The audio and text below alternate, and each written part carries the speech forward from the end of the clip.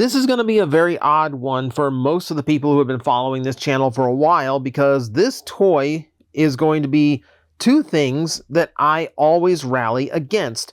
One is translucent plastic, the other is die-cast. And throughout this video, I want you to keep in mind, those are the only two materials in this entire figure: metal and clear plastic. And yet, this is one of my favorites from childhood, so much I paid premium to regain it. So this is Flamestone from the Rock Lords. You know, that GoBot spinoff. Yeah, I have a soft spot for the Rock Lords. I don't know why. And this is one I just had as a kid and wouldn't let go of. And to this day, I'm not entirely sure why. It just hit me the right way. I think it's the finish of the toy, because it's a brilliant shade of red to use for the translucent plastic. It really does give off this look of like a raw ruby. It hasn't been cut yet, just came out of the dirt, and just looks really, really pretty. It's a very, very nice shade of red that they've gone with. Yeah, it just looks very crystalline, very, very much what they were going for. Yeah, it just looks really, really nice. Obviously, it's a rock. I'm not going to get much play value out of a rock. It does stand up on its own. Oddly enough, it stands at a bit of a slant. And I will show you why it stands at a slant here in a minute. The odd thing about the slant is that it's technically slanted to show the backside of the toy, where there's a lot more screws visible. If I flip it over here to what is technically the front of the toy, which would face downward on the slant, you can see it's a lot smoother. There are still a few exposed screws, but nothing too bad. All right, so transforming him is very, very simple. Rock Lords were not the most complex of creatures. So we're going to pull the legs out from the sides like so. I'm going to just arrange the hips, and once we stand them up, we'll get that a little bit better. Keep in mind, this toy is around 40 years old, so there are parts on him that are going to be a little bit loose. On mine, it is the hips that are very loose when rotating, but he'll still stand up, which is all I really need him to do. And then just pull the arms like this. I kind of like how pulling on the arm also puts the shoulder pad in the right spot. And that's pretty much it. Yeah, Rock Lords were pretty quick and efficient to transform, so no real surprises there. And Flamestone looking pretty good in his robot form. So I think one reason why I liked him so much is just the overall body shape and proportion. He's got this like double shoulder guard thing going on. It's wrapping around to the chest, like the big forearms and big boots. It kind of give like, it's almost like a Mega Man vibe to his like proportions.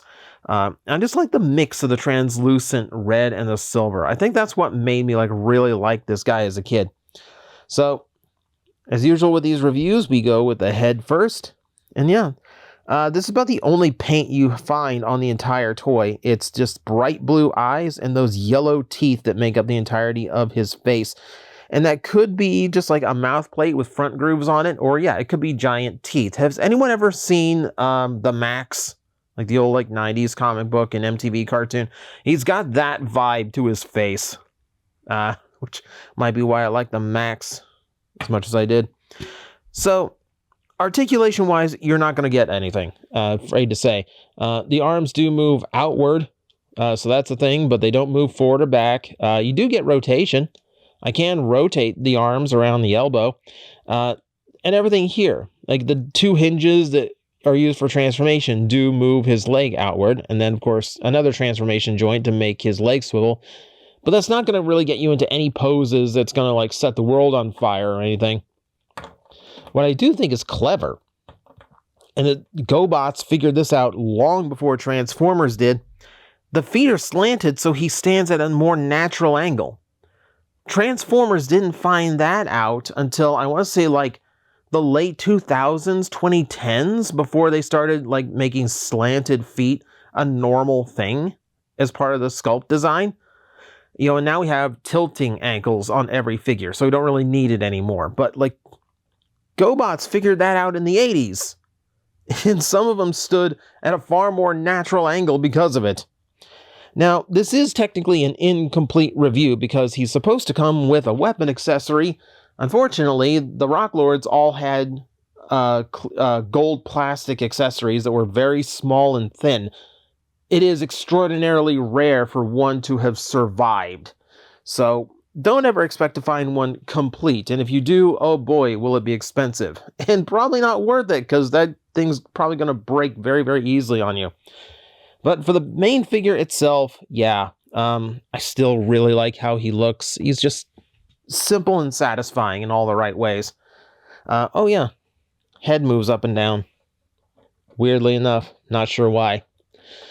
But that pretty much is it for Flamestone. Simple figure, but, satisfying, and I really like the aesthetic.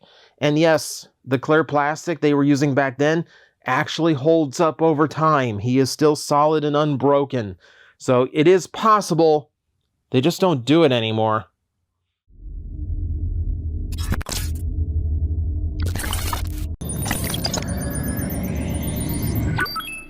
Analysis complete. Adapting translators to local language. Are you out there?